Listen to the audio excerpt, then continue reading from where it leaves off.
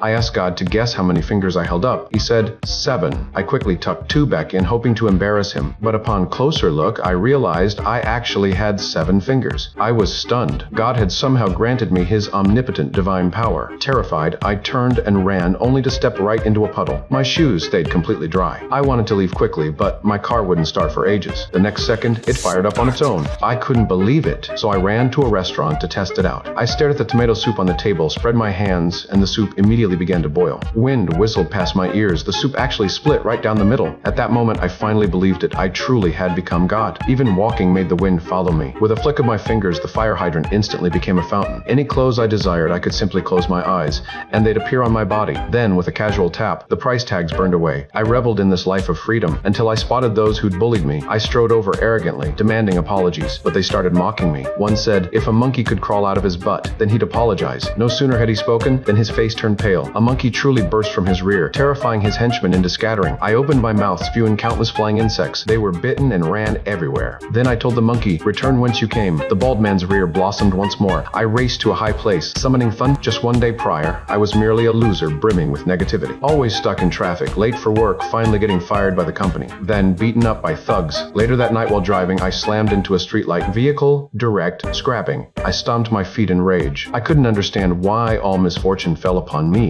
Furious, I declared I'd fire God. Then the next day I actually got a mysterious call. Someone offered me a high-paying job. I rushed to the building, stepped out of the car and took a few steps, only to stomp right into a puddle. Oh, jeez! Oh!